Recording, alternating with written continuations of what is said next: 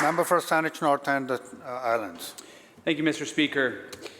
When the supportive housing development at Prosser Road in Central Saanich was announced, there was very little information made available to the public.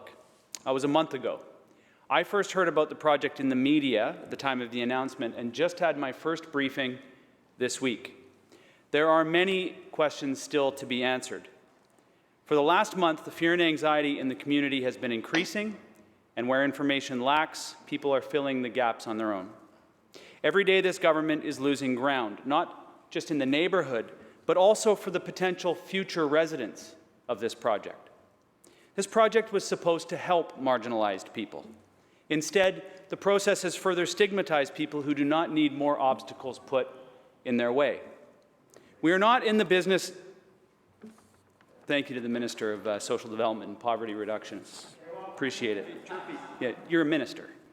We're not just in the business of building housing units, but rather we should be committed to nurturing community.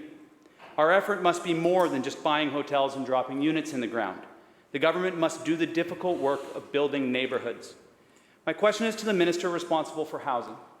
Does he believe the process his ministry has undertaken in Central Saanich has created a safe and supportive atmosphere for the surrounding neighborhood and the future residents of his project?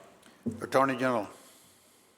Thank you very much, Honourable Speaker. I look to all members in this House when government is opening new housing for vulnerable people to work with us to address misconceptions, to address myths and concerns, but also when there are real problems, to bring them to our attention so that we can address them.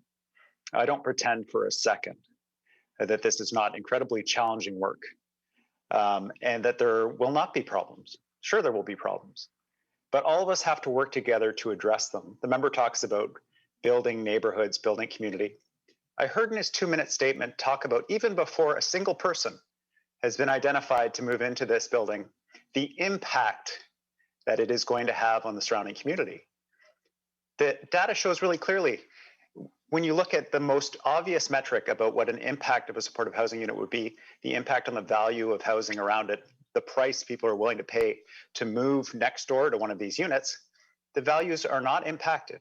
When people are voting with their dollars where they want to live, they're happy to live beside supportive housing because it works. It doesn't mean that there are never problems. It doesn't mean we don't have to work together to address them. But even before a single person is identified to talk about the impact, that's not helpful. So I'm asking the member to work with me. I'm glad to work with him. He had his briefing to get people inside, to get them good, high quality housing out of tents. This is our priority. We're in reactive mode right now. We're moving into proactive mode with a homelessness strategy. I will need his support and I'm counting on it. Member for Saanich North and Member for Saanich North and Islands on supplemental. Thank you, Mr. Speaker, and I appreciate the minister's response. However, I think it needs to be pointed out that had the minister truly wanted to have my support on this project, he would have offered me an opportunity to learn about the project that they were proposing in advance of making the announcement. If this minister has his arms truly open, he would have had that conversation with us in advance so that we could have learned about exactly what is going to be built in the neighborhood. I am, and this government knows, and there need not be any suggestion otherwise, that I'm anything less than supportive of supported housing. This is the work that I've been doing along with my colleagues on the other side over the last 4.5 years. So it's absurd to suggest anything otherwise. This is the exact kind of stigmatization that happens. You raise questions about this, and you get called, you get suggested that you're opposed to it. The reality of it is that the neighborhood is filling in the gaps on their own because the information is not forthcoming. We know that when we're building communities, information flow is critically important. My question, you can continue to chirp me all you want, Minister. My question is to the Honourable... Member, please continue. Members will come to order. Member. What is the minister going to do to accommodate the needs of the neighborhood, regain the confidence of the community that he's proposing a project in? And of course, these projects need to go in communities, and I support that. and I support diversity. I support inclusion. The suggestion otherwise is ridiculous. What are we going to do in order to prepare the way for the proposed future residents of this community and this neighborhood to feel welcome? Because the gap has already been created in a month-long situation where there's been a lack of information, Mr. Speaker. Attorney General. Thank you very much, Mr. Chair. And the member should note who's cheering along with him.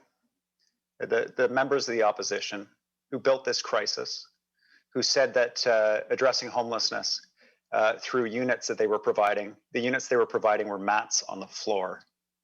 So just the member should be aware of who's cheering along with him in his questions today. This housing is supportive housing. There's a challenge. It's a new project. There needs to be community engagement. BC Housing is doing that community engagement. Service providers haven't been chosen. Residents haven't been chosen. The engagement is a legitimate engagement with the community. So you have to announce that the project is coming before you can engage on it. And to suggest that we would just show up and say, oh, here's exactly what's going to happen. We're going to engage, but we've already made the decisions, would be problematic. The member wants all the information in advance. The information doesn't exist yet. BC Housing is still building it. We're moving as quickly as we can to get people into real supportive housing. And I know that the member and I agree on this. That's why I'm frustrated in some respects with the tone of his question and some of his suggestions, because we're on the same page. We want to get people into good quality supportive housing. And that's what builds neighborhoods and communities. Members. That's what makes a difference. It's not mats on the floor. And if the members on the opposition are cheering along with you, member, that should be a yellow flag.